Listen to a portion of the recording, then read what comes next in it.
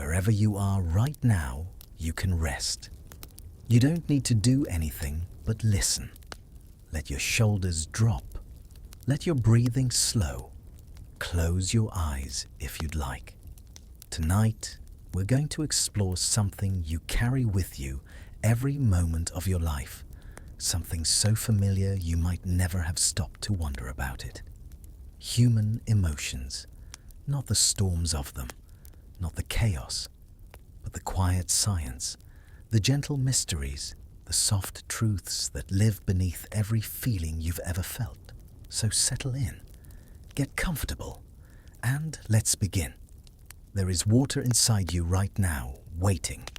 Tiny reservoirs tucked behind your eyes, held in place by delicate ducts and ancient biology. And sometimes that water falls. You cry. But here's something beautiful you might not know. Your tears are not all the same. Scientists have discovered that human beings produce 3 distinct types of tears, 3 different waters, each with its own purpose, its own chemistry, its own story. The first type are called basal tears. These are the tears you never see. They flow constantly, quietly across the surface of your eyes every time you blink. They're washing, protecting, nourishing, little rivers of maintenance, keeping your vision clear. They contain proteins, oils, enzymes. They're working right now as you listen to these words. Basal tears are the unsung heroes of your daily life. The second type are reflex tears. These arrive when the world irritates you, literally. When dust enters your eye, or when you chop an onion, or when cold wind stings your face. Reflex tears rush in like emergency responders. They flood the scene, washing away the intruder. They're mechanical, protective, immediate. They don't ask permission. They simply act. But the third type is different. These are called emotional tears, and they are uniquely human. No other creature on Earth cries quite like we do. Animals might produce moisture when they're in pain, but they don't weep from heartbreak. They don't shed tears from joy. They don't cry at weddings, or while watching movies, or when they hear a song that reminds them of someone they used to love. But you do. And here's the wonder. Emotional tears have a different chemical composition than the other 2 types. When scientists examine them under microscopes, they find higher concentrations of stress hormones: cortisol, adrenaline, leucine enkephalin. Your body is literally releasing tension through your tears. Crying is a form of alchemy. It transforms emotional pain into physical substance and then lets it go. The psychologist William Fry spent years studying this phenomenon. He discovered that people who cry from emotion report feeling better afterward. Not weaker, not more broken, better. As if something inside them has been cleansed. And perhaps it has.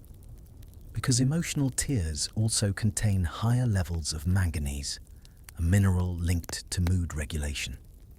When you cry, you're not just expressing sadness. You're regulating your brain chemistry. You're rebalancing yourself. Your tears know what they're doing. There's an old phrase, having a good cry. And now science tells us why it's good. Crying activates your parasympathetic nervous system, the part of you responsible for rest and recovery. It slows your heart rate. It deepens your breathing. It signals to your body that it's safe to let go. In a way, crying is the body's lullaby to itself. Some cultures throughout history have understood this instinctively. In ancient Rome, mourners collected their tears in small bottles called lacrimatory vessels. They believed tears were sacred, proof of love, proof of humanity. The bottles were sometimes buried with the dead, as if to say, "See how much you were loved, see how much we felt." Even the word itself is soft. Lacrimatory, from the Latin lacrima, tear. And across the ocean in ancient Persia, poets wrote entire volumes about tears. They called them pearls of the soul. They believed that every tear carried a prayer, a memory, a piece of the heart. They weren't wrong. Modern neuroscience shows us that emotional tears often come with memories. The brain regions responsible for emotional processing, the amygdala, the hippocampus, they light up together when we cry. We're not just feeling in the present moment, we're touching something deeper, something stored. Every tear is a messenger. And perhaps that's why crying can feel so vulnerable. Because when you cry, you're revealing not just what you feel now, but echoes of what you felt before. You're opening a door to your interior world. But here's a comforting thought. You were designed to do this. Evolution didn't make a mistake when it gave you emotional tears. In fact, some researchers believe crying evolved as a social signal, a way to communicate need without words. When early humans cried, it told the group, "I need help, I need comfort." And the group responded. Your tears are a language older than words. They say, "I'm human, I feel deeply, I need connection." And there's no shame in that. So the next time you feel tears coming, let them. Don't fight the water. Don't apologize for it. Your body knows what it's doing. It's speaking in its oldest tongue. It's healing you, one drop at a time. And in the quiet after the storm, when your breathing steadies and your vision clears, you might notice something. The world looks a little softer, a little more beautiful. Because you've just washed your eyes with your own humanity. Let's talk about sadness for a moment. Not the crushing kind, not the darkness that feels endless, but the everyday sadness, the gentle melancholy that visits you sometimes, uninvited, like a grey afternoon. We live in a world that tells us to be happy, always, constantly, as if joy were the only acceptable state of being. As if sadness were a problem to be solved, rather than an emotion to be felt. But what if sadness has a purpose? What if it's not a malfunction, but a feature? Scientists who study emotions have discovered something fascinating. Sadness makes you more thoughtful. When you're sad, your brain shifts into a different mode of processing. You become more analytical, more detail-oriented, more careful with information. Studies show that people in mild sadness states are actually better at detecting lies, better at remembering details, and better at making careful judgments. Sadness sharpens you. It's as if your mind says, something is wrong, something needs attention, and so I will pay closer attention. The psychologist Joseph Forgas conducted experiments where he induced mild sad moods in participants, then tested their cognitive abilities. Again and again, he found the same pattern. Sadness reduced errors. It made people more thorough, more skeptical of assumptions, more realistic in their assessments. He called it depressive realism. But don't let the name fool you. This isn't about clinical depression. This is about the everyday sadness that passes through you like weather. And what it does is ground you. It pulls you out of autopilot. It makes you look more closely at your life. Sadness is a form of clarity. Think about it. When are you most reflective? When do you examine your choices, your relationships, your path? Often, it's in moments of sadness. Those grey afternoons when you sit quietly and think, what do I really want? What matters to me? Am I living in alignment with my values? Sadness asks these questions. Happiness doesn't always have time for them. The philosopher Søren Kierkegaard wrote that the greatest hazard of all losing oneself, can occur very quietly in the world, as if it were nothing at all. He believed that a little bit of existential sadness, what he called melancholy, was necessary to truly know yourself. Because sadness makes you stop.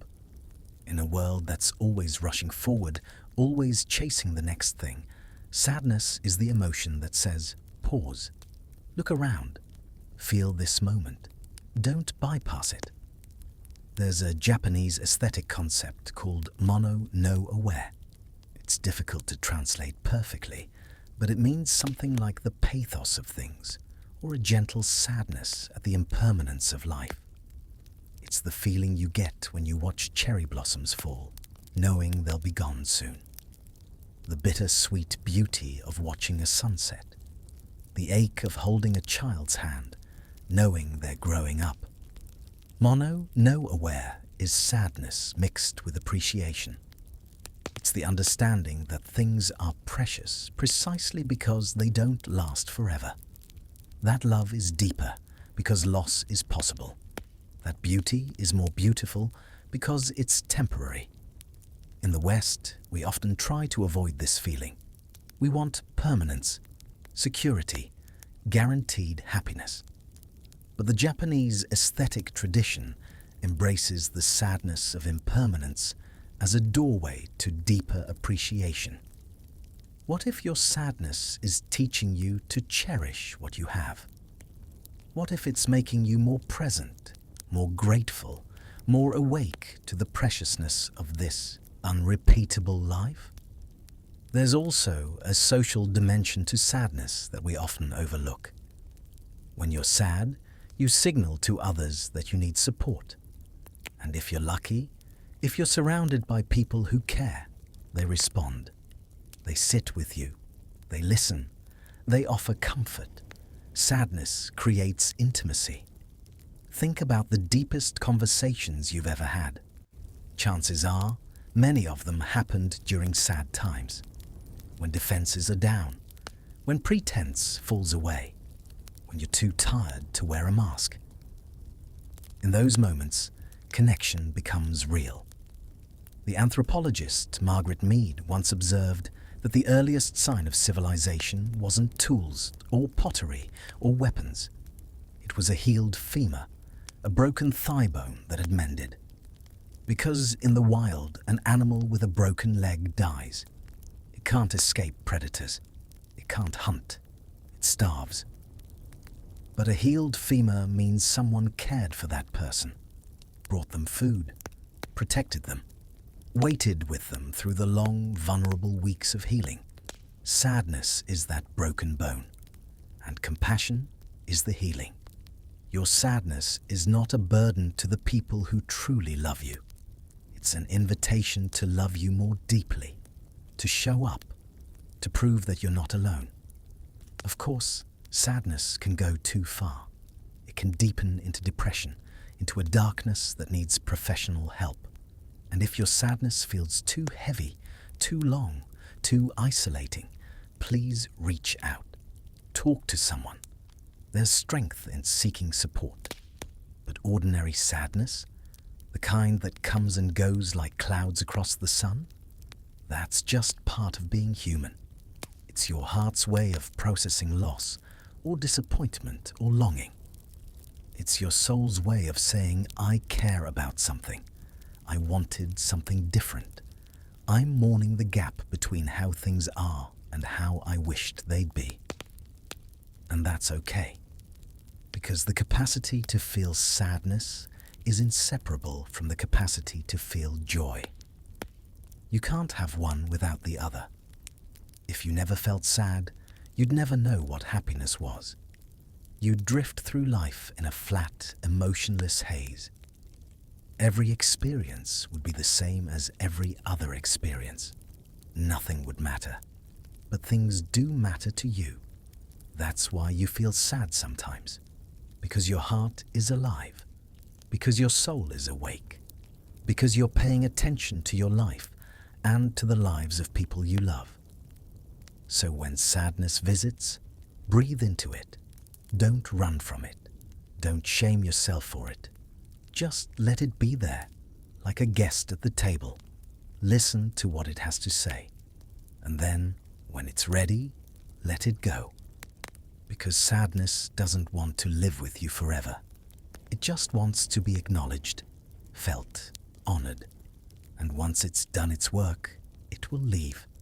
And you'll find yourself on the other side, maybe a little wiser, a little more tender, a little more aware of how precious everything is. And that's a gift. Close your eyes for a moment, if you haven't already, and remember a summer afternoon from childhood. The taste of ice cream melting on your tongue, the sound of laughter, the feeling of grass under your bare feet, or maybe a song that takes you back to a specific moment, a first dance, a road trip, a late night with friends who've since drifted away. That feeling in your chest right now, that gentle ache, that sweet sadness, that longing for a time that's gone, that's nostalgia. And it's one of the most peculiar emotions we have. The word itself tells a story. Nostalgia comes from two Greek roots, nostos, meaning homecoming, and algos, meaning pain. It literally means the pain of returning home. It was coined in 1688 by a Swiss medical student named Johannes Hofer, who was studying soldiers far from home. These soldiers developed a kind of melancholy, a homesickness so profound it affected their health. They couldn't eat, they couldn't sleep. They wasted away pining for the places and people they'd left behind. Hofer thought nostalgia was a disease. For centuries, doctors agreed. They prescribed treatments, opium, leeches, trips to the Alps. They believed nostalgia was something to be cured. But we know better now. Nostalgia isn't a sickness. It's a gift. Modern research, led by psychologists like Konstantin Sedekaides, has revealed that nostalgia serves profound psychological functions. When you feel nostalgic, your brain is doing something important. It's connecting your past to your present, creating a sense of continuity in your life story. Nostalgia reminds you who you are. In one study, researchers asked participants to write about a nostalgic memory. Afterward, they felt more optimistic about the future. They reported greater life satisfaction. They felt more socially connected. They even perceived rooms as physically warmer than participants who hadn't engaged in nostalgic reflection. Nostalgia literally warms you from the inside. It's as if your past selves are reaching forward through time, wrapping you in a blanket, whispering, "You've been happy before. You've been loved before. You've felt alive before. And you will again." Because that's what nostalgia does. It proves to you that good things have happened, that joy is real, that meaning exists. When the present feels uncertain or difficult, nostalgia offers evidence. You have a history of surviving, of finding beauty, of making memories worth missing. You've done it before. You can do it again. There's a particular kind of nostalgia that researchers call anticipatory nostalgia. It's the feeling you get when you're in a moment that's so perfect, so full, that you already miss it even as it's happening. You're at a dinner with friends, laughing, and suddenly you think, "I'm going to remember this. Someday I'll look back on tonight and wish I could return." It's nostalgia for the present, a strange loop of time and feeling. And it's beautiful in a way, because it means you're awake. You're not sleepwalking through your life. You're noticing. You're appreciating. You're storing this moment in the treasury of your heart. The poet Mary Oliver asked, "Tell me, what is it you plan to do with your one wild and precious life?" Anticipatory nostalgia is your heart's answer. I plan to notice it.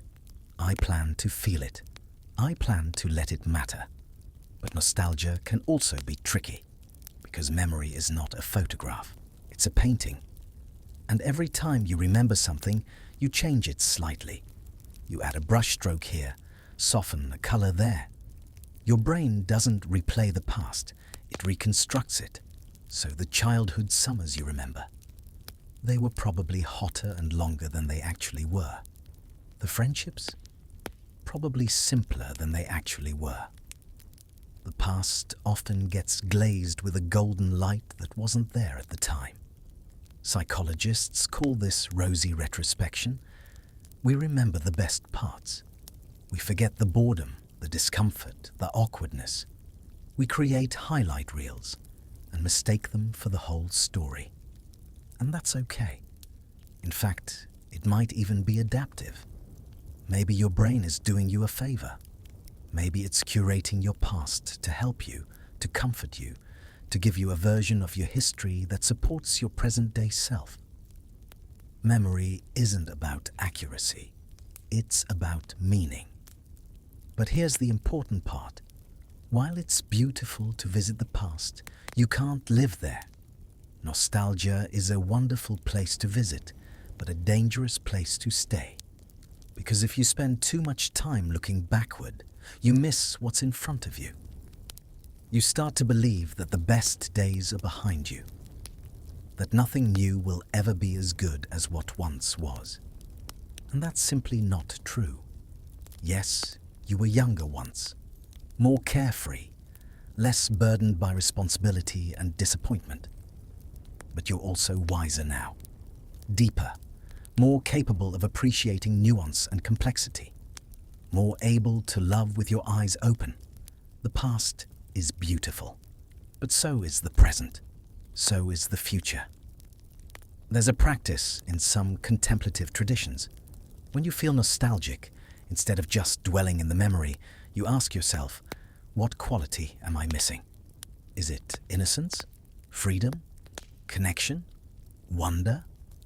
And then you ask, how can I cultivate that quality now? Not in the exact same way, because you can't go back, but in a new way that fits who you are today. Maybe you miss the spontaneity of youth. So you do something spontaneous now. You take a different route home. You call an old friend out of the blue. You say yes to something unexpected. Maybe you miss the closeness of old friendships, so you invest more intentionally in your current relationships. You reach out. You show up. You create new memories worth missing. Nostalgia doesn't have to be a longing for what's gone. It can be a compass, pointing you toward what you value. And here's a beautiful truth. You're creating nostalgia right now. This moment, this very moment as you listen to these words, will one day be part of your past. Someday, you'll remember this. The time you took to rest, to listen, to think about your emotions. You're living your future memories. So, make them good, not perfect, not Instagram-worthy, just real, just felt, just yours. Because one day, you'll look back on this chapter of your life, this age you are now, this version of yourself, and you'll feel that ache, that sweet, bittersweet ache. And you'll think, I was so alive, even when I didn't realize it, even when I was struggling. I was alive, and you are, right now, alive and living a life that will one day be worth missing. So feel it, all of it, the joy and the sorrow, the ease and the difficulty, the connections and the losses, because it's all part of your story.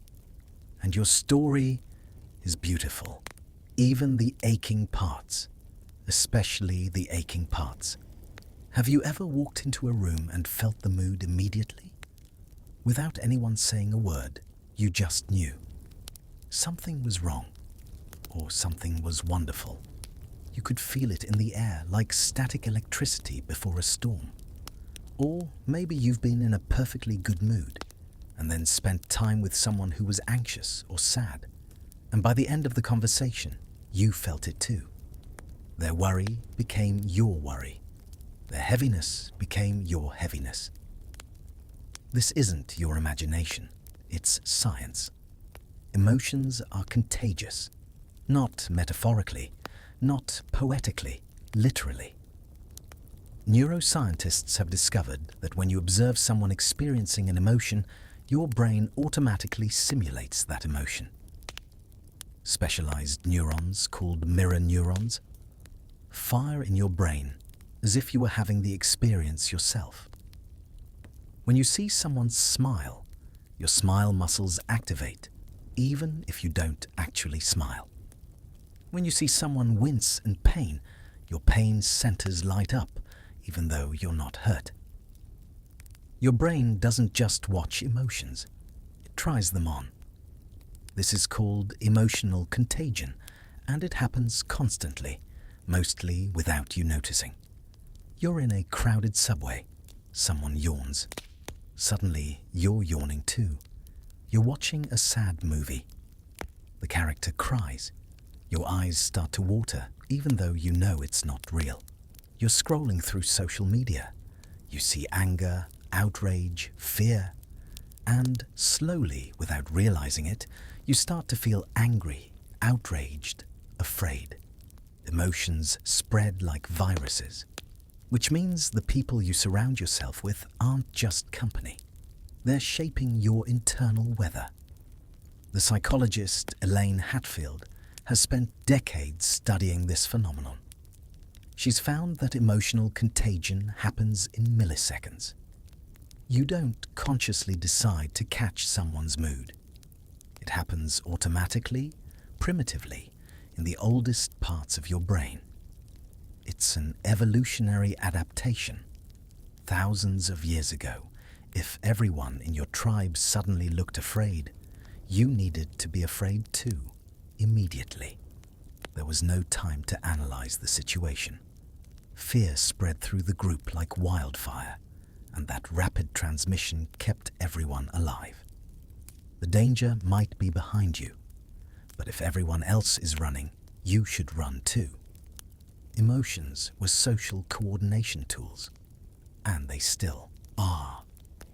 When a crowd at a concert feels joy together, it amplifies. Everyone's happiness feeds everyone else's happiness.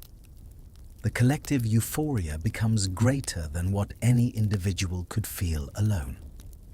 When a group of friends laughs together, the laughter builds on itself. It becomes contagious, unstoppable, until everyone is laughing not at the original joke, but at the laughter itself. This is the beautiful side of emotional contagion. But there's a darker side too. Anxiety spreads, anger spreads, despair spreads. If you spend all your time with people who complain, you'll find yourself complaining more. If you immerse yourself in environments filled with cynicism, you'll become more cynical. If you consume media designed to make you afraid, you'll live in fear. Not because you're weak, but because you're human. And humans are wired to sync up.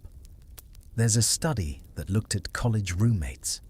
Researchers found that if you lived with someone who had a depressive thinking style, you were more likely to develop one too, even if you'd never been depressed before. Emotions don't respect boundaries. They seep through walls. They travel through conversations. They echo in the spaces between words. But here's the empowering part. If negative emotions are contagious, so are positive ones. Your calm can calm others. Your kindness can inspire kindness. Your courage can strengthen someone else's courage. When you walk into a tense room and bring warmth, you change the emotional atmosphere. When you respond to anger with patience, you interrupt the cycle. When you meet fear with steadiness, you offer a different frequency for others to attune to. You are not just affected by emotional contagion, you are also a source. The Dalai Lama once said, "If you want others to be happy, practice compassion. If you want to be happy, practice compassion." And neuroscience backs this up. Studies show that practicing compassion, even just thinking compassionate thoughts, changes your brain's default response patterns. You become less reactive to others' negativity, more resilient, more able to maintain your center while still remaining empathetic. You can be in the storm without becoming the storm. This is especially important in intimate relationships. Partners in long-term relationships develop what researchers call emotional attunement. Over time, you start to unconsciously match each other's physiological states. Your heart rates sync, your breathing patterns coordinate, your stress hormones rise and fall together. You become an interconnected emotional system, which is beautiful, but also means you have to be careful. If one person is chronically stressed, the other will likely become stressed too, even if there's no logical reason for it. If one person carries unprocessed trauma, the emotional reverberations affect both.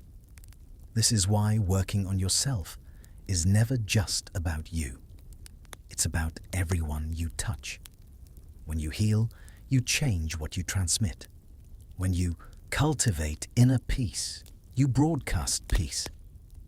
When you process your pain instead of spreading it, you break the chain. There's a concept in systems theory called the identified patient.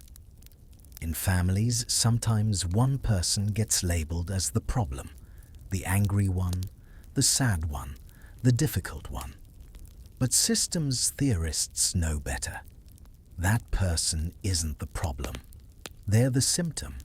They're carrying the emotions that the whole system can't process. They're expressing what everyone feels, but no one else will say. And if you just fix that person without addressing the system, someone else will start carrying those emotions instead. Because emotions in groups don't disappear, they just move around, looking for somewhere to land. So what do you do with this knowledge? First, choose your environments wisely, not in a cold, calculating way, but with awareness. Notice how you feel after spending time with certain people. Notice what happens to your mood when you consume certain kinds of content. You're not a sealed fortress, you're permeable, so be mindful of what you let in. Second, tend to your own emotional state. Not because you're responsible for everyone else's feelings, you're not. But because your state affects others, whether you intended to or not. When you're grounded, you become an anchor. When you're calm, you become a refuge. When you're hopeful, you become a light. And third, practice what psychologists call emotional regulation. This doesn't mean suppressing your feelings. It means developing the capacity to feel your emotions without being overwhelmed by them. To experience anger without lashing out. To feel sadness without collapsing. To touch fear without running. It means being with your emotions rather than being swept away by them. And here's something beautiful. Emotional contagion works both ways. Just as you can catch others' emotions, you can offer yours. So if you're going through something difficult and someone offers you their calm presence, receive it. Let it soothe you. Let it remind you that peace is possible. If you're drowning in anxiety and someone meets you with steady confidence, borrow it. Use it as a life raft until you can find your own steadiness again. We were never meant to regulate our emotions in isolation. We were designed to co-regulate, to soothe each other, to strengthen each other, to remind each other of balance when we've lost our way. This is not weakness. This is wisdom. We are, all of us, tuning forks, vibrating at certain frequencies. And when we come together, we resonate, we amplify, we harmonize, or we clash. The choice is ours. Not completely, because we can't control what others bring. but we can choose what we cultivate within ourselves. We can choose what we offer to the collective field. So ask yourself, what emotional frequency am I broadcasting? Is it the one I want to share? Is it the one I want to live inside? Because whatever it is, it's spreading, silently, invisibly, inevitably, to everyone around you. And they're spreading theirs to you. We're all in this together, this beautiful, messy, interconnected web of feeling, influencing each other, shaping each other, healing each other, or hurting each other, with every breath, every glance, every moment. So breathe deeply, offer kindness, choose peace, not just for you, for all of us. Here's a question. What's your first memory? Really think about it. Not the stories you've been told about yourself, not the photographs you've seen, but your actual first memory, the earliest moment you can genuinely recall from your own experience. Maybe you're 3 years old, hiding under a table.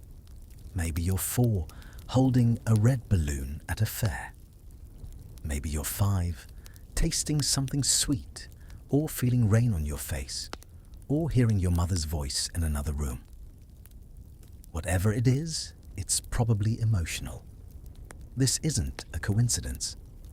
Your brain doesn't record your life like a video camera. It doesn't save everything. It can't. There's too much information, too many moments. If you remembered every second of every day, your mind would be overwhelmed, drowning in detail. So your brain makes choices. And one of the key deciding factors is emotion. The more emotional a moment, the more likely you are to remember it. This is because emotions act like highlighter fluid in your brain. When something emotional happens, your amygdala, the almond-shaped structure deep in your brain responsible for processing emotions, signals to your hippocampus, "This is important. Save this." And your hippocampus obeys. It encodes the memory more deeply, creates more neural connections, attaches more sensory details. Essentially, it says, if this made you feel something, it must matter. Let's keep it. This is why you remember your first kiss, but not the 47th time you brushed your teeth. Why you remember the funeral, but not the grocery store visit. Why you remember the birthday surprise, but not the regular Tuesday. Emotion is the ink that writes memory. The neuroscientist James McGaw has spent his career studying this phenomenon. He's shown that emotionally arousing events trigger the release of stress hormones, adrenaline, cortisol, and these hormones enhance memory consolidation. In moderate amounts, stress makes memories stick. Think about it. If you were an early human on the savannah and a lion nearly killed you, you'd better remember that. Every detail. The location, the time of day, the sound it made, the smell of your own fear. Your survival depends on it. So your brain evolved to pay special attention to emotional events, because emotional events were often dangerous or important events. That's why traumatic memories are so vivid, so intrusive. The brain's memory system did its job too well. It saved everything about the moment in perfect, terrible clarity. But the same mechanism works for positive emotions too. Peak joy, deep love, profound awe. These also get saved in high definition. This is why you remember the moment you held your child for the first time, or saw the ocean, or laughed so hard you cried. Your brain is collecting what matters, and what matters is what makes you feel. But here's where it gets interesting. The relationship between memory and emotion isn't one way. Not only do emotions create memories, memories also create emotions. When you recall a happy memory, your brain releases dopamine, the same neurotransmitter associated with pleasure and reward. When you recall a painful memory, Your stress response activates. Your heart rate increases. Your muscles tense. Your body doesn't distinguish between past and present. To your nervous system, a vividly remembered experience is almost like reliving it. This is both wonderful and terrible. Wonderful, because it means you can comfort yourself by remembering times you felt safe. You can strengthen yourself by remembering times you were brave. You can warm yourself by remembering times you were loved. Your good memories are resources. You can return to them, draw from them. Let them remind you of who you are and what you've survived. But it's also terrible, because painful memories can hijack your present. You're sitting in a safe room, but you remember a time you weren't safe, and suddenly your heart races. Your breathing shallows. You feel afraid, even though there's no actual threat. This is the core mechanism of PTSD and many anxiety disorders. The past reaches into the present and squeezes. But here's something hopeful. Because the memory-emotion connection is so strong, it can also be used for healing. There's a therapy technique called EMDR, eye movement desensitization and reprocessing, that helps people reprocess traumatic memories. While recalling a difficult memory, the person engages in bilateral stimulation, following a finger back and forth with their eyes, or holding buzzers that alternate vibrations in each hand. This seems strange, almost too simple, but it works. Study after study shows that EMDR can significantly reduce the emotional charge of traumatic memories. How? Scientists aren't entirely sure, but one theory is that the bilateral stimulation mimics what happens during REM sleep, the stage of sleep when we process emotions and consolidate memories. By engaging this mechanism while awake, you can refile the memory in a different way. The memory doesn't disappear, but its grip on you loosens. You remember what happened, but it no longer feels like it's happening. The story becomes just a story.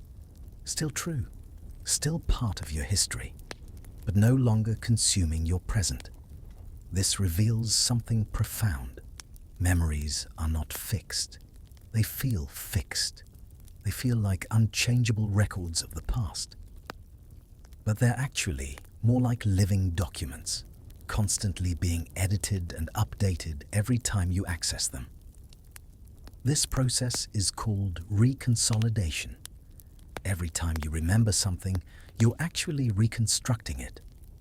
And in the process of reconstruction, you can change it slightly, add new information, shift the emotional tone, integrate new perspectives. This is why therapy works, why talking about painful experiences in a safe, supportive environment can actually heal them. You're not just getting things off your chest. You're actively rewriting the emotional script of your memories. You're updating the story. And over time, the story changes. The pain softens. The meaning shifts. The memory becomes something you carry rather than something that carries you. There's a beautiful paradox here.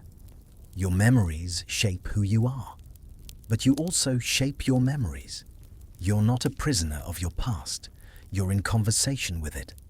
And the conversation continues throughout your entire life as you revisit old memories with new eyes.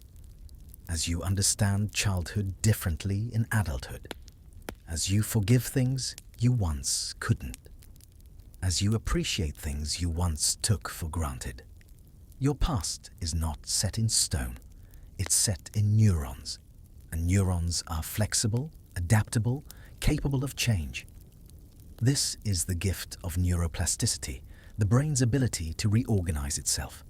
It means you're never finished, never beyond growth, never stuck. Even your memories can evolve. Even the stories you've told yourself for decades can be rewritten. Not to deny what happened, Not to pretend pain wasn't real, but to find new meaning, new understanding, new compassion for the person you were when those memories were formed. So here's a practice. When a difficult memory surfaces, instead of pushing it away or drowning in it, try this. Acknowledge it. Say, yes, that happened. That was real. That was hard. And then ask, what did I learn? What did I survive? What strength did I find? Not to bypass the pain, not to make it okay, but to add another layer to the story. To remember not just what happened to you, but also how you responded, how you endured, how you kept going. Because you did keep going. You're here now, and that matters. Your difficult memories are proof not only of what hurt you, but also of what you survived. And your beautiful memories? They're proof of what's possible. That joy is real, that love exists, that life can be good. So collect them, tend to them, return to them when you need reminding. Because your memories are not just the past. They're a bridge between who you were and who you're becoming. They're the story you tell yourself about yourself. And that story, it can change. It can deepen. It can become more compassionate, more nuanced, more true. And as this story changes, so do you. Because you are not separate from your memories. You are made of them. But you are also making them every time you remember, every time you reflect, every time you choose to see your past through the lens of growth rather than shame, through the lens of survival rather than victimhood. You are authoring a new version of yourself. Not a false version, a truer version. One that honors both the pain and the perseverance, both the wound and the healing. Let's talk about fear, not the paralyzing kind, not the phobias or the panic attacks. Those are real and important and deserve professional support. But the everyday fear, the flutter in your stomach before something new, the hesitation before taking a risk, the voice in your head that whispers, be careful or don't try or you might fail. We usually treat fear as the enemy, something to overcome, something to push through, something that holds us back from our best lives. And sometimes that's true, but not always. Because fear, in its original form, is not your enemy. It's your guardian. Fear evolved to protect you, to keep you alive, to scan the environment for threats and sound the alarm when danger approaches. Imagine your distant ancestor standing at the edge of a cliff. If they felt no fear, they might walk right off. But fear stops them, makes their heart pound, makes them step back. Fear saves them. Or imagine them encountering a predator. Fear floods their system with adrenaline. Their muscles tense, their senses sharpen. They're faster, stronger, more alert than they'd be in a calm state. Fear prepares them. So fear is not a design flaw. It's a survival mechanism. The problem is, our modern lives don't have many saber-toothed tigers or cliff edges. But our fear system doesn't know that. It still activates, but now it activates in response to things that aren't actually life-threatening. A difficult conversation, a job interview, a first date, public speaking. None of these things will kill you, but your body responds as if they might. Your heart races, your palms sweat, your thoughts spiral, and you think, I'm afraid, something must be wrong. But here's a reframe. Maybe nothing's wrong. Maybe your body is trying to help you, to give you energy, to make you alert and focused.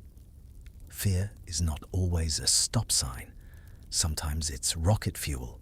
Sometimes it's your system's way of saying, this is important. Pay attention. Be present. Give this your full effort. The psychologist Kelly McGonigal studies stress and fear responses. She's found that how you interpret your fear changes its effect on you. If you think, I'm afraid, therefore I should avoid this, fear becomes paralyzing. But if you think, I'm afraid, which means this matters to me and my body is preparing me to meet the challenge, fear becomes energizing. It's the same physiological response, the same racing heart, the same shallow breathing, the same tingling in your fingertips, but a completely different experience. Athletes know this. Before a big game, they feel fear. Their hearts pound, their hands shake, but they've learned to interpret these sensations as readiness, not weakness. They think, I'm amped, I'm ready. My body is preparing me for peak performance. Let's go. Performers know this too. Stage fright and excitement create nearly identical bodily sensations. The difference is interpretation. One person thinks, I'm nervous, I might mess up, I should leave, and they suffer. Another thinks, I'm excited, this is my moment, my body is giving me energy, and they thrive. Same fear, different story, different outcome. So maybe the question isn't, how do I get rid of fear? Maybe it's, how do I work with fear? How do I befriend it? How do I understand what it's trying to tell me? Because fear has information for you. When you feel afraid, pause. Don't immediately push through or run away. Just pause. Breathe. Feel the sensations in your body.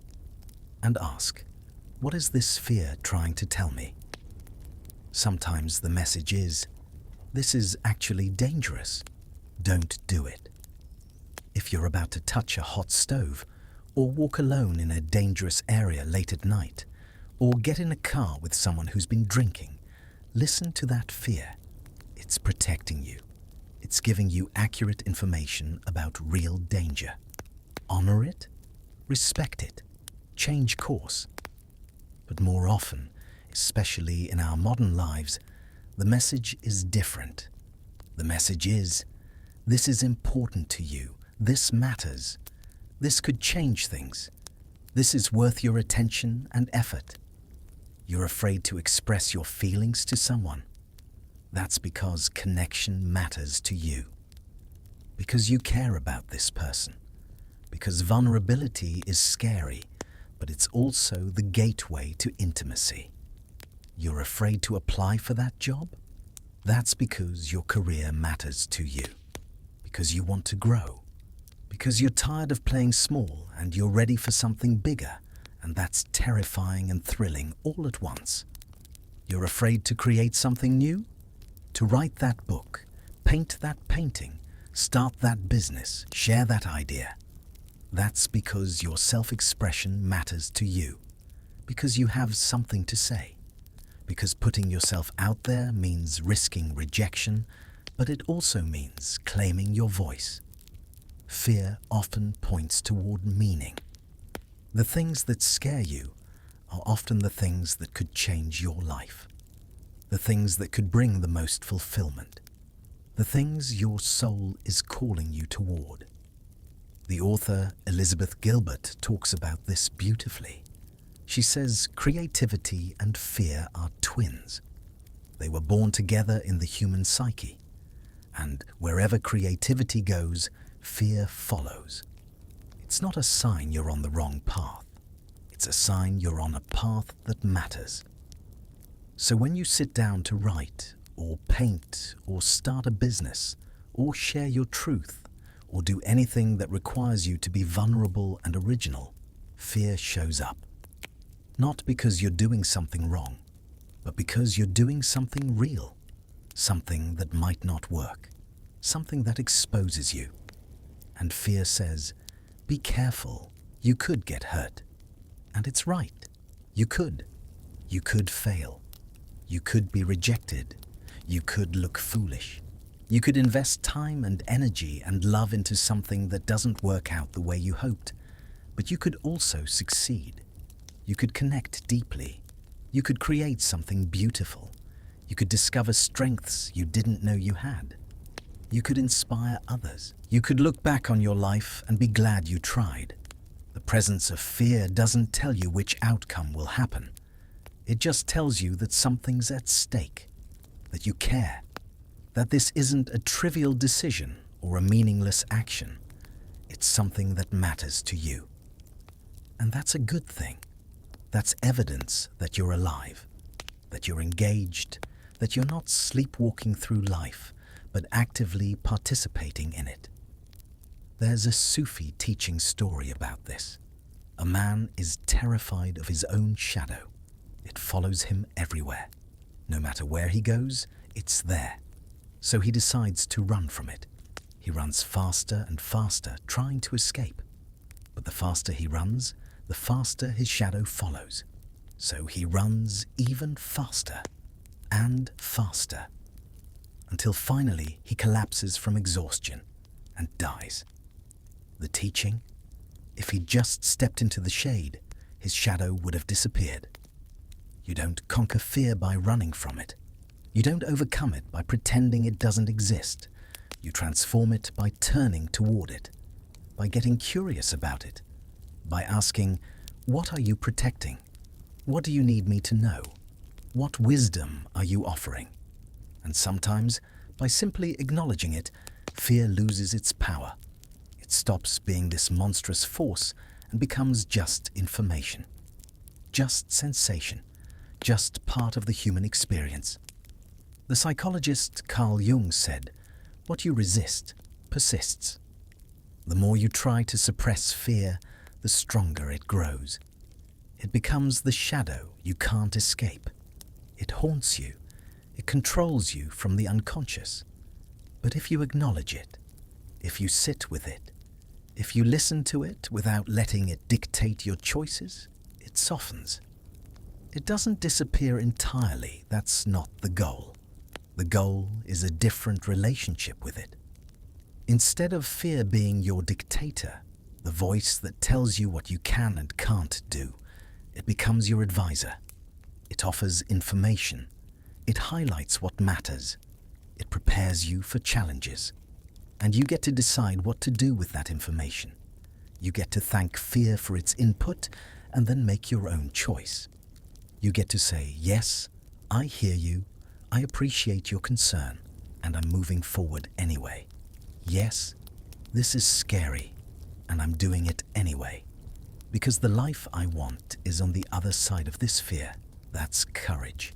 Not the absence of fear, but action in the presence of fear. Courage is not about being fearless. It's about being afraid and doing it anyway. It's about feeling your knees shake and your voice tremble and your heart pound and still showing up, still speaking, still trying, still reaching for what you want.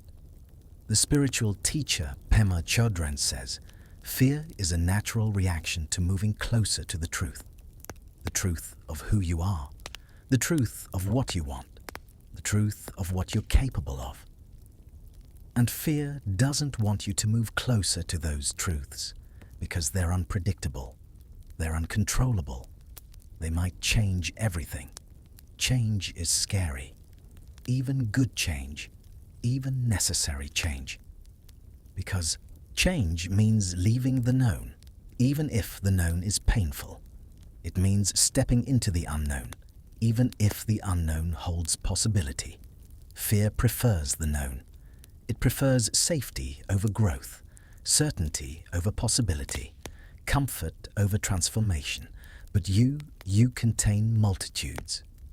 You contain both the part that wants safety and the part that wants expansion. You contain both the part that wants to hide and the part that wants to be seen. You contain both the part that wants to stay small and the part that wants to soar. And you get to choose which part leads. So when fear whispers its warnings, listen respectfully, give it space, acknowledge it, and then whisper back, "Thank you for trying to protect me. I see you. I hear you. I honor what you're trying to do. But I'm safe enough to try. I'm strong enough to handle whatever comes. And this matters enough to risk." This dream matters. This connection matters. This expression matters. This life matters. Because the most important things in life live on the other side of fear. Love, growth, creation, connection, authenticity, purpose. None of these are guaranteed. All of them require vulnerability. All of them require you to risk something. Your heart, your ego, your sense of control. And vulnerability is fear's territory. But it's also courage's territory. It's also joy's territory. It's also meaning's territory. So take fear's hand. Let it walk with you. But don't let it choose your path. Don't let it make your decisions. Don't let it shrink your life down to only what feels safe. Because a life without risk is a life without reward. A life without vulnerability is a life without deep connection. A life without fear is not actually possible. So you might as well learn to dance with it. You might as well learn to let it be there without letting it be in charge.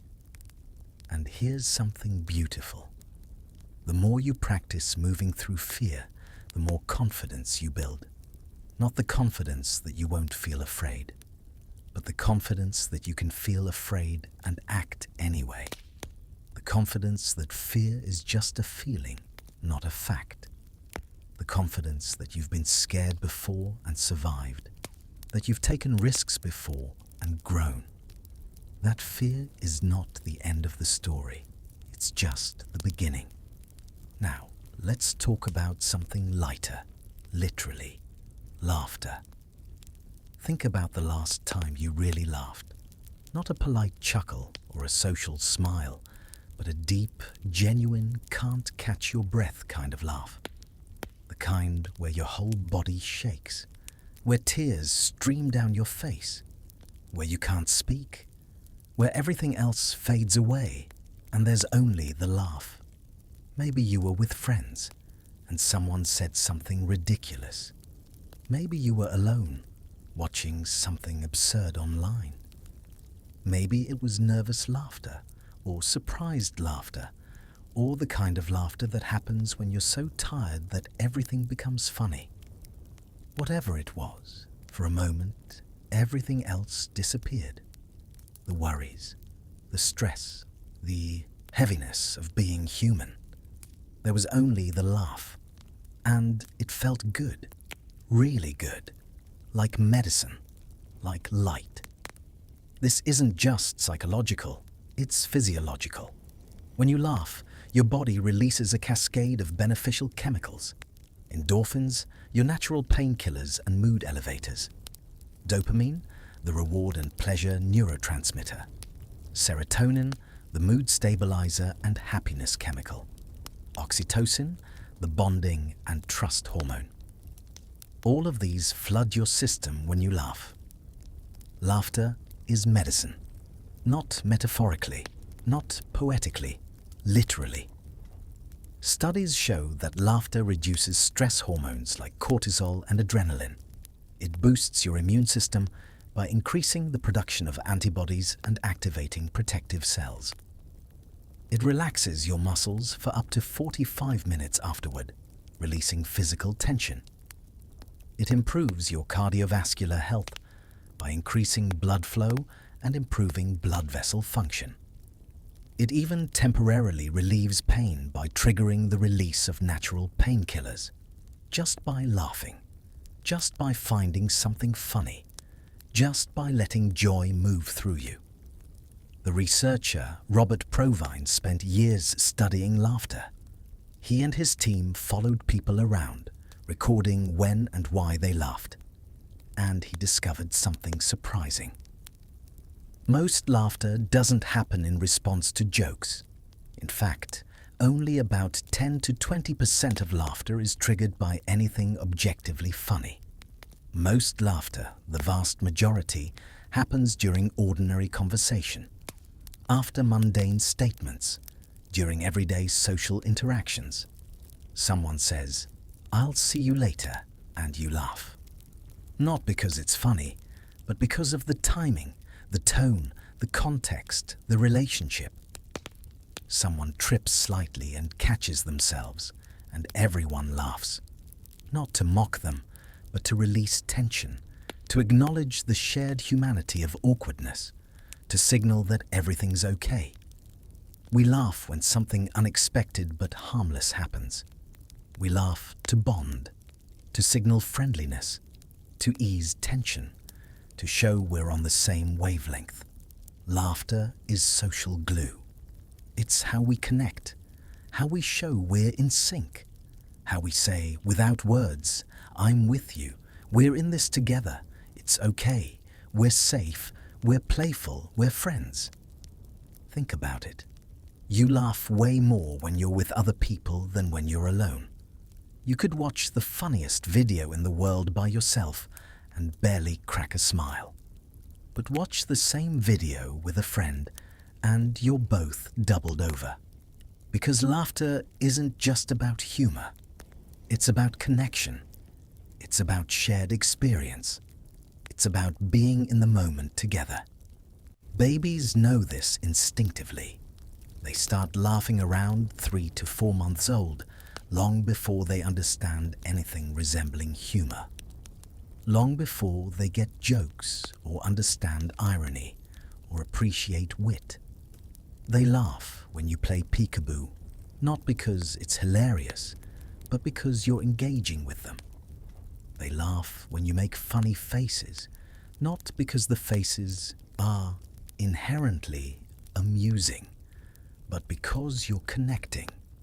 They laugh when you tickle them, not because it feels good. Actually, it's more of an alarm response, but because they're in a relationship with you. They're not laughing at a joke. They're laughing at connection, at the delight of shared attention, at the joy of being seen and responded to. And we never really outgrow this. Even as adults, our deepest laughter happens in moments of connection. With friends who know us so well that a single word, a glance, a reference can set us off. With partners who share our sense of the absurd, who find the same things funny, who can make us laugh even when we're trying to be serious. With strangers who become friends through a shared moment of silliness, of playfulness, of letting down our guards. Laughter breaks down walls. It's almost impossible to stay mad at someone while genuinely laughing with them. Try it. Try maintaining anger or resentment or distance while you're both cracking up at something ridiculous. You can't. Laughter dissolves barriers. It punctures pretense. It makes everything more human, more real, more forgivable. It's hard to maintain formality or hierarchy or social roles when you're both laughing.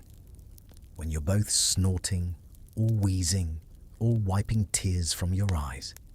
Laughter is the great equalizer. It doesn't care about status or power or credentials. It doesn't care if you're rich or poor, educated or not, successful or struggling. When everyone's laughing, everyone's just human. Everyone's just a person who found something funny. Everyone's just experiencing joy. And in that moment, you're equals. You're connected. You're together. There's a reason why totalitarian regimes always try to control humor. Why dictators ban comedians and cartoonists and satirists. Why authoritarian governments censor jokes and imprison people who make fun of those in power. Because laughter is subversive. It punctures pomposity. It reveals absurdity. It refuses to take power too seriously. It says, you might have authority, but you're also ridiculous. It says, you might be in charge, but you're still just a human, and humans are funny. Laughter is a form of truth-telling. It points out what everyone's thinking, but no one's saying. It highlights the gap between how things are supposed to be and how they actually are. It's a release valve for tension, for frustration, for the absurdity of existence. And that's threatening to people who want control. Because you can't control laughter. You can't mandate it. You can't legislate it. It arises spontaneously, organically, from the human need to find joy even in difficulty. The philosopher John Moriel argues that laughter is a form of cognitive flexibility, the ability to shift perspectives suddenly. When something unexpected happens that's not threatening, you laugh. Your brain was expecting one thing, and suddenly it encounters something else, something surprising but safe, and the cognitive shift creates laughter. A punchline works because it takes your thinking in an unexpected direction. You're following one line of reasoning, and then the punchline twists it, reveals a second meaning, shows you something you didn't see coming. And your brain delights in that surprise. Physical comedy works because someone does something unexpected but harmless. They slip on a banana peel, they walk into a wall, they make an exaggerated expression. It's not what you expected, but it's not threatening, so you laugh. Wordplay works because it reveals a double meaning. A pun takes a word or phrase that you thought meant one thing and shows you it can mean something else. And your brain enjoys that flexibility, that play, that creative use of language. Laughter is the sound of your brain delighting in surprise, in the discovery that things aren't quite what they seemed, in the realization that there's more than one way to see something, in the joy of mental flexibility, of being able to shift, to change perspective, to not be stuck in one rigid way of thinking. It's a little celebration of cognitive play. And in a world that can feel rigid and heavy and too serious, that flexibility is precious, that playfulness is necessary. Laughter reminds you that you can shift, that you're not stuck, that even difficult situations might contain hidden absurdity if you look at them from a different angle, that life doesn't have to be so heavy all the time, that you can find lightness even in darkness, that humor and grief can coexist, that joy and sorrow are not opposites, but companions. This is why gallows humor exists, why doctors and nurses sometimes make dark jokes in hospitals, why soldiers laugh in war zones, why people facing terminal illness sometimes develop a sharp, dark wit. Not because they don't care, not because they're in denial, not because they're being disrespectful, but because laughter is a way to cope with the uncopable. It's a way to reclaim agency in situations where you have none. It's a way to assert your humanity in the face of suffering. It says, life is absurd, suffering is absurd, death is absurd, and I refuse to let the absurdity win. I refuse to let it crush me. I'll laugh at it instead. I'll find the ridiculous in the tragic. I'll maintain my sense of humor even when everything else is falling apart. Because laughter is a form of resistance, a form of resilience, a form of saying, you haven't beaten me yet. The writer Kurt Vonnegut said, laughter and tears are both responses to frustration and exhaustion. I myself prefer to laugh, since there is less cleaning up to do afterward. But laughter isn't just a substitute for crying. Sometimes they happen together. You've probably experienced this. Laughing so hard you start crying. Your eyes water, your vision blurs. You can't tell if you're laughing or crying, or both. Or crying so hard you start laughing. The absurdity of your own distress becomes funny. The melodrama of your own suffering strikes you as ridiculous. And suddenly, you're laughing through your tears. The two responses are neurologically linked. They're managed by similar brain regions and can overflow into each other. They're both releases, Both ways of processing overwhelming emotion. Both ways of letting something out that's too big to hold inside. The main difference? Laughter tends to release happy overwhelm, and tears tend to release sad overwhelm. But they're cousins, both saying, "This is too much, I need to let something out," and both leaving you feeling lighter afterward, emptier, cleaner, more able to breathe. There's something deeply human about the way we laugh. No other species does it quite like we do. Primates have play signals, sounds they make during play fighting to indicate that aggression isn't real, that this is fun, that we're just playing. But it's not the same as human laughter. It doesn't have the same social function, the same complexity, the same variety. Human laughter is uniquely social, uniquely communicative, uniquely joyful.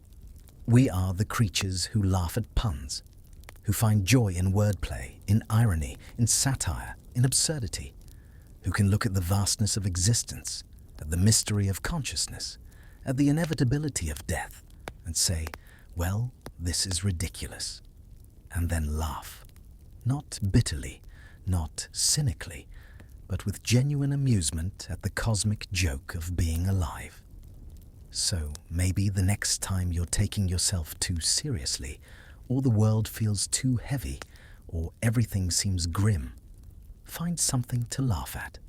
Watch something silly, a comedy special, a ridiculous video, a show that makes you laugh. Call a friend who makes you giggle, the one who always finds the humor in things, the one whose laughter is contagious. Remember an absurd moment from your past, that time you did something embarrassing, that time everything went wrong in a way that's funny now even though it wasn't funny then. Let yourself be ridiculous. Let yourself be playful. Let yourself find the absurd. Because laughter is rebellion against despair, against heaviness, against the tyranny of seriousness, against the idea that you have to have it all together all the time, against the pressure to be perfect, to be productive, to be profound. Laughter says, "I'm human, I'm flawed, I'm silly, and that's okay." Laughter says, "Life is short, and I refuse to spend all of it being serious." It's your soul's way of saying, "I'm still here, I still feel. I can still find joy in unexpected places. I can still be surprised by delight. I can still play." And that is a kind of grace. That is a form of wisdom. To be able to hold both the tragedy and the comedy of existence. To be able to feel deeply and laugh freely. To be able to take things seriously without taking yourself too seriously. That's the balance. That's the art of being human. And now we arrive at the biggest emotion of all. Love. How do you talk about love? How do you capture it in words? Poets have tried for thousands of years, writing sonnets and songs and stories, and still it slips through language like water through fingers. Still, it remains mysterious.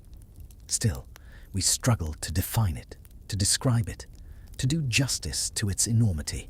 Love is too big, too varied, too profound, too personal.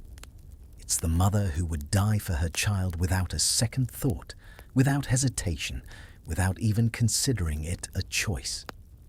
It's the quiet companionship of decades-long partners who don't need to speak to understand each other, who communicate in glances and sighs and comfortable silences. It's the teenager's first heartbreak that feels like the end of the world, like nothing will ever be okay again, like they've discovered a kind of pain no one else has ever felt. It's the way you feel when you hold a newborn, so tiny, so vulnerable, so perfect. The overwhelming protectiveness, the fierce tenderness, the awe that this person exists. Or when you watch a sunset and feel something open in your chest. A wordless appreciation. A connection to something larger than yourself. Or when you hear a piece of music that reaches into your chest and squeezes, that moves you to tears, that makes you feel less alone. Love is everything. Love is universal. And love is specific. It's the grand cosmic force that mystics talk about. And it's the small daily choice to be kind to your partner even when you're tired.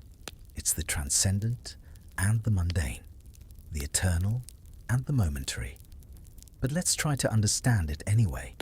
Let's try to hold this vast, mysterious thing up to the light and see what we can see. Scientifically, love is a chemical cascade. When you fall in love, when that initial attraction hits, your brain floods with dopamine, the neurotransmitter of pleasure and reward and wanting. With oxytocin, the bonding hormone. With vasopressin, which promotes attachment and fidelity. With serotonin, which affects mood and obsessive thinking.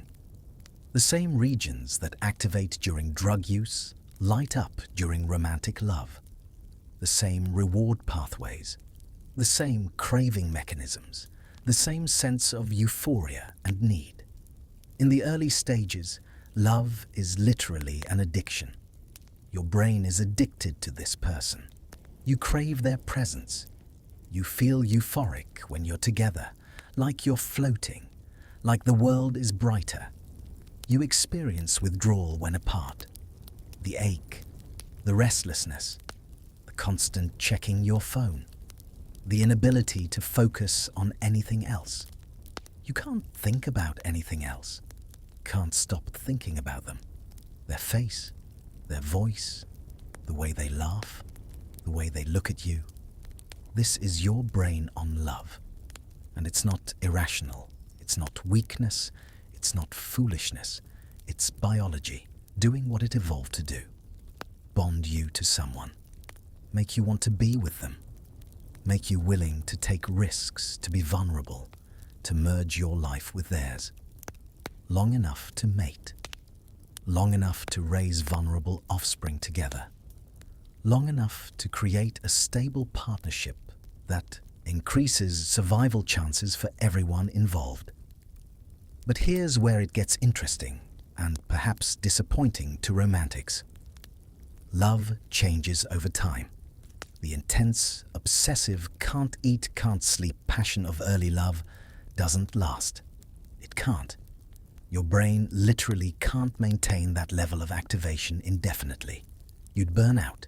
You'd be unable to function, unable to work, to think, to do anything but fixate on this person. After about 1 to 3 years, the neurochemistry shifts. Dopamine, the novelty and craving chemical, decreases. The obsession fades. The constant need to be together lessens. But oxytocin, the bonding and attachment chemical, increases. And with it comes something different, something quieter, something steadier. The wildfire becomes a steady flame. The roller coaster levels out. The obsession transforms into something deeper, calmer, more sustainable. And some people mistake this for falling out of love. They think, I don't feel the same way anymore. The butterflies are gone. The magic is gone. The spark is gone. Maybe this isn't the right person. Maybe we're not meant to be. But that's misunderstanding what love is. That's confusing infatuation with love. Early love, that initial passion, is about discovery, about the thrill of learning someone, about the excitement of the unknown, about projection and fantasy and idealization. You're not really seeing the other person clearly. You're seeing your ideal version of them, your hopes, your projections. You're in love with the idea of them as much as the reality of them. Mature love is different. It's about reality, about choosing someone even when you see their flaws clearly, even when you know their annoying habits, their weaknesses, their limitations. about commitment that deepens precisely because you've weathered difficulties together, because you've seen each other at your worst and chosen to stay, because you've navigated conflict and come out the other side, because you've built a life together with all its boring routines and shared responsibilities and unglamorous realities. Early love asks, "How do you make me feel?" Mature love asks, "How do we grow together?" Early love is about me, my feelings, my needs, my excitement. Mature love is about us, our life, our partnership, our growth, our ability to support each other through whatever comes.